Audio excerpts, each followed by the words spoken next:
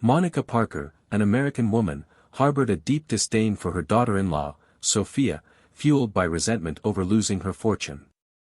The young woman her son chose to marry would do nothing to replenish the family's wealth. When Monica met Sophia's parents, she insulted them, dismissing them as unsophisticated country folk, unaware that her behavior would eventually lead to bitter regret. Monica examined the floral arrangements with visible dissatisfaction, shaking her head in disapproval. She made no effort to conceal her displeasure. Mrs. King, the banquet manager, noticed Monica's demeanor and politely asked if something was not to her liking. Monica inhaled sharply before declaring that the setup was utterly unacceptable. After all, this was her son's wedding, not some rural festival. The combination of white roses and daisies fell far short of her expectations for a ceremony worthy of their family's name. Speaking loudly enough for others in the room to hear, Monica ensured her disdain was evident, emphasizing her self-perceived superiority. Mrs. King listened quietly, lowering her gaze as a gesture of respect for the client's feedback. However, she realized that satisfying such an arrogant and demanding individual would be nearly impossible. Unbeknownst to Monica, the choice of white roses and daisies had been made by none other than the bride herself. Despite knowing this, Mrs. King chose to avoid escalating the situation and began removing the offending flowers, apologizing as she went. Monica stormed out of the venue without so much as a thank you or a goodbye, leaving behind an air of relief but also unease.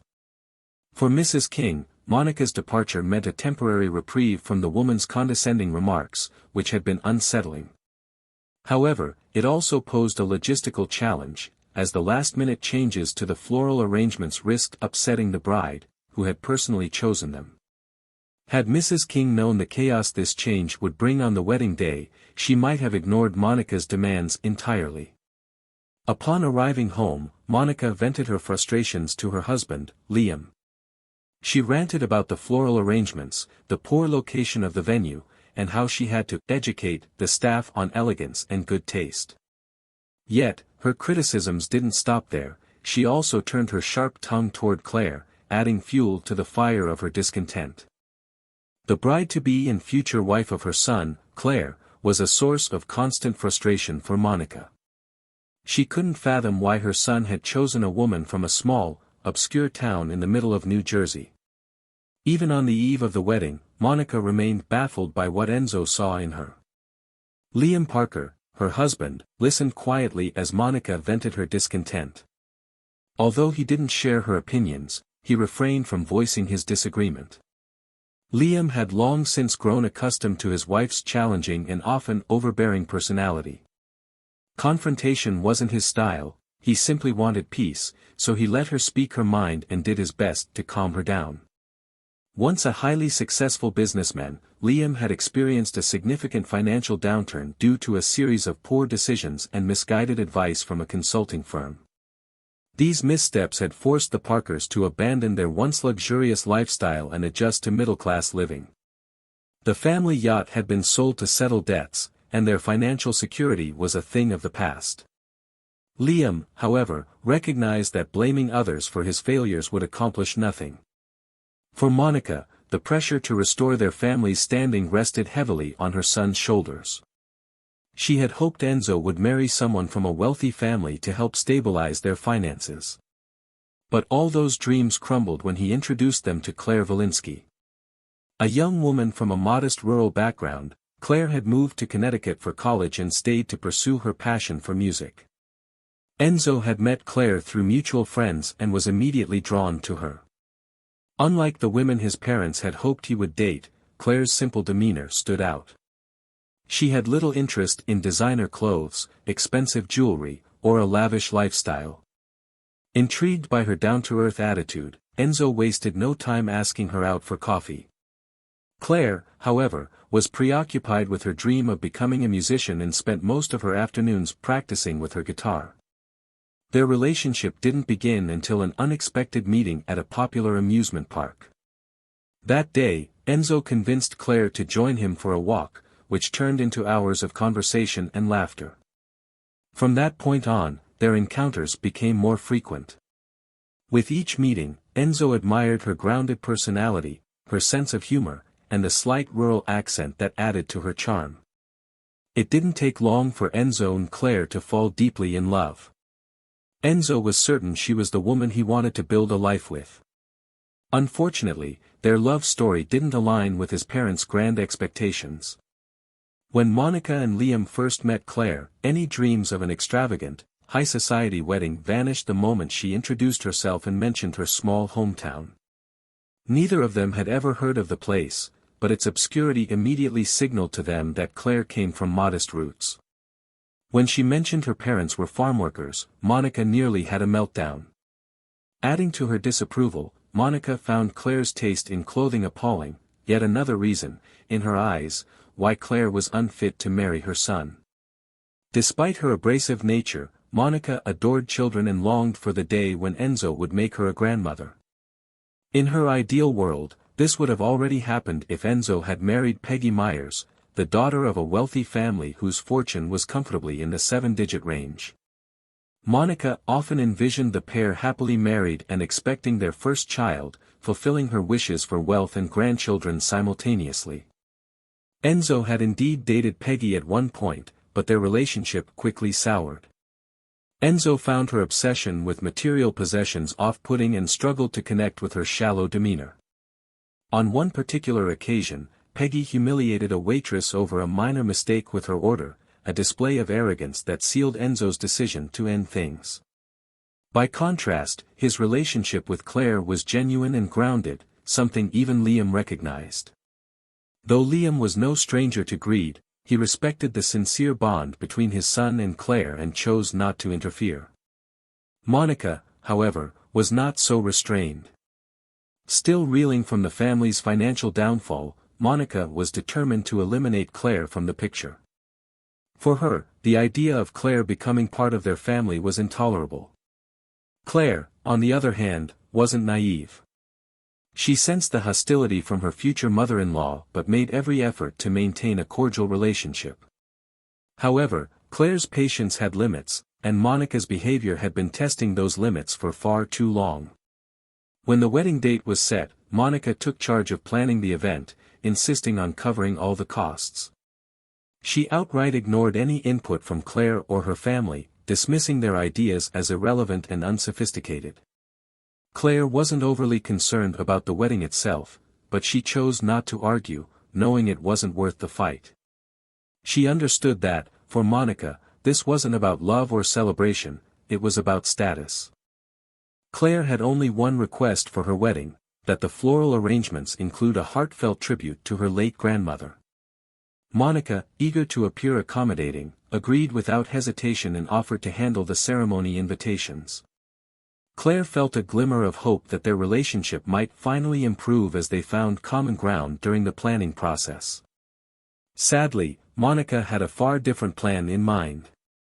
Enzo and Claire were thrilled as their wedding day approached, eager to start their lives together.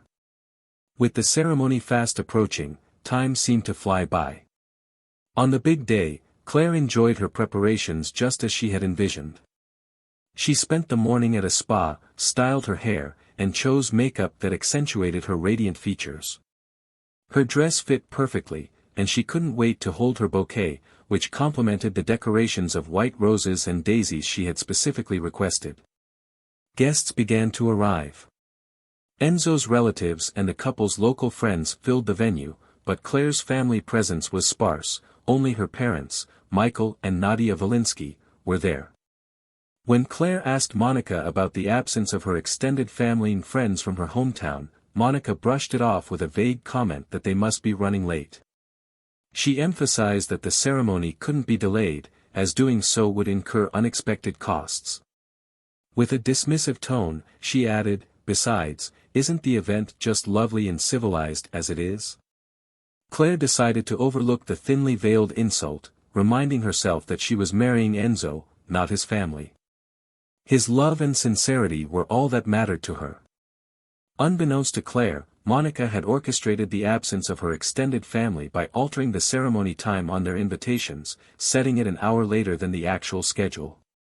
When Claire's parents finally arrived at the reception venue, Monica wasted no time in confronting them. "Where do you think you're going? To your daughter's wedding or a carnival?" she sneered, casting a judgmental glance at Michael and Nadia's attire. "Couldn't you at least have found a better suit?" she added, flaunting her designer dress and meticulously styled hair, both of which had cost a small fortune. Michael and Nadia, visibly uncomfortable, apologized if their clothing wasn't to her liking. Nadia explained that their outfits were custom-made by an Italian friend of the family. Monica scoffed, suggesting they must have come from a second-hand store in Italy at best.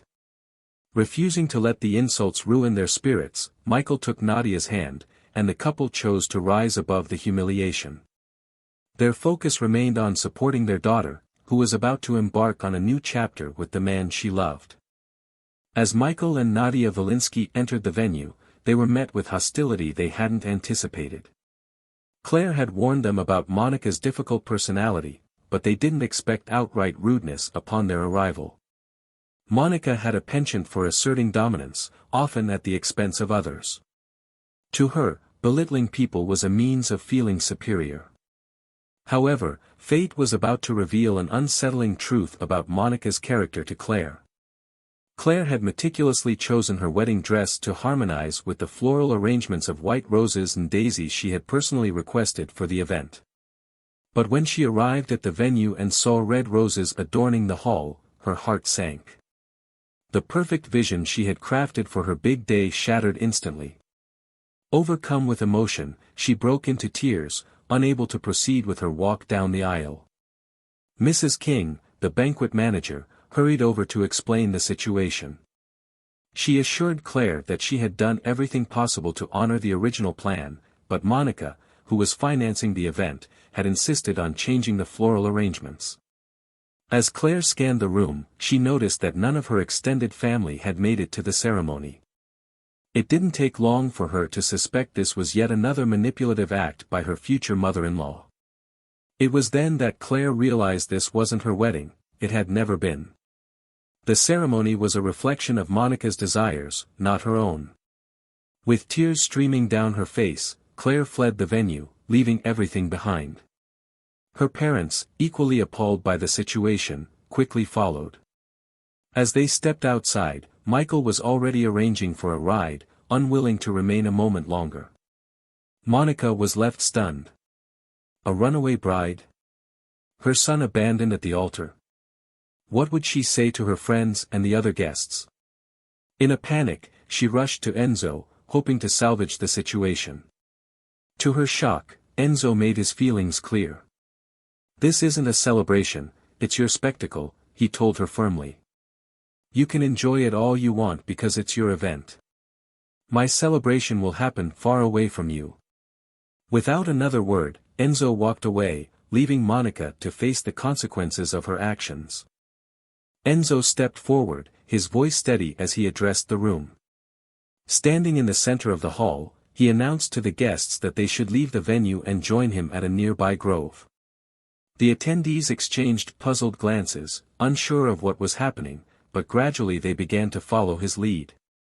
Monica's brief sense of triumph quickly evaporated as she realized her meticulously planned event was falling apart. Panicking, she turned to her husband, Liam, for support, asking how he could let their guests leave without doing something to stop them. But Liam had reached his limit. "You've crossed every line, Monica," he said with a calm finality. "And you know what? Enzo's right. You can keep your buffet, I'm going to stand by my son." Adjusting his tie, he walked out, leaving Monica to grapple with the consequences of her actions. Outside, Enzo found Claire and her parents after some searching. Approaching them, he offered heartfelt apologies for his mother's behavior, explaining that while she wasn't inherently bad, her insecurities often clouded her judgment. Claire's parents, accustomed to facing judgment for their modest appearances, reassured him that they understood. They also hinted at a surprise they had prepared for the couple, which would be revealed the next morning. Enzo, visibly moved, told them their support meant the world to him, but the greatest gift he'd ever received was Claire's love. Turning to her, he asked softly, "Do you still want to marry me?" Claire wiped away a tear and nodded, her smile returning. With that, Enzo led her to a makeshift altar under the open sky, where they exchanged vows in an intimate and heartfelt ceremony. Friends and family from both sides gathered, and even Claire's relatives who had been delayed arrived just in time to join the celebration. The rest of the night unfolded beautifully, filled with joy, laughter, and love. The following morning, Michael Valinsky presented Enzo with a white envelope. Inside was a gift that left Enzo momentarily speechless, a fully paid vacation package to Miami, including a stay at one of the city's finest hotels and a reservation for a private yacht. As Enzo struggled to find the words to express his gratitude, Michael smiled warmly and said, "I hope you enjoy the sun, sand, and sea." Meanwhile, back at the Parker residence, Monica and Liam were locked in an argument. Monica fumed about how Claire had humiliated them by walking out of her own wedding. But to her dismay, Enzo didn't visit them the next day, or the day after. A week went by, and the silence from her son only deepened her frustration, leaving her to reflect on how her actions had driven a wedge between her and the newlyweds. The newlyweds remained silent, leaving Monica puzzled by their absence. It wasn't until she checked her son's social media that she uncovered what was happening. Enzo and Claire were on their honeymoon, sharing photos and videos of themselves on pristine beaches, swimming in crystal-clear waters, lounging by the hotel pool, and enjoying time aboard a luxury yacht. Monica was stunned, unable to comprehend how they had managed to afford such an extravagant trip. Her curiosity quickly turned into an obsession, trying to piece together the mystery. Liam, noticing her growing frustration, finally took an interest in Claire's family. With a quick internet search, he discovered the truth that left him astonished. Michael Valinsky wasn't just a modest man living in the countryside, he was a wealthy landowner with vast acres of farmland and grazing land. His diverse business ventures had earned him significant wealth, with funds spread across banks worldwide. For Monica, who was accustomed to the polished urban life of Connecticut, it was inconceivable that someone so affluent would choose to live humbly in a rural area. She realized with growing discomfort how deeply she had misjudged the Valinskys. Determined to make amends, Monica gathered her courage and reached out to Claire's parents, hoping to start fresh. However, her calls went unanswered, and for the first time in nearly a decade, she had to leave a voicemail. Days passed, and no one returned her calls. The situation seemed to shift when news arrived that Claire and Enzo were back in Connecticut. Liam and Monica arranged a reconciliation dinner at the finest restaurant in town, eagerly awaiting the couple and Claire's parents. They arrived early and sat nervously, anticipating the meeting. Instead of their family, a waiter approached their table with a question. "Mrs. Monica?" he asked politely. When she nodded, he placed a bouquet of white roses and daisies on the table, causing Monica's breath to hitch. Alongside the bouquet, he left a white envelope before stepping away. Hands trembling, Monica opened the envelope to find an ultrasound image of a developing fetus. On the back was a handwritten note. "Dear mother-in-law. The day you truly regret your actions and become a better person, you'll earn the right to know and be part of your future grandchild's life. Please, don't contact us again until you've visited my hometown and personally apologized to every member of my family you wronged." The message left Monica speechless, her face pale as she realized the depth of the wounds she had caused and the long road she would have to take to make things right. The letter concluded with a firm and emotional message. "To the family and friends who almost missed our wedding because of your actions, you know where to find them, as you hold the official invitations. Until the day you demonstrate what it means to be a good role model for our child, you won't be welcomed in our lives. Farewell, Claire and Enzo." Monica quietly folded the letter and placed it back in the envelope. Her demeanor had shifted entirely, gone was her defiant posture. She simply ordered a glass of water with sugar and gazed out of the window in reflective silence, her thoughts racing. If you enjoyed this story, please don't forget to give it a like. And the video appearing on your screen now is sure to move you as well. Enjoy, and see you in the next one.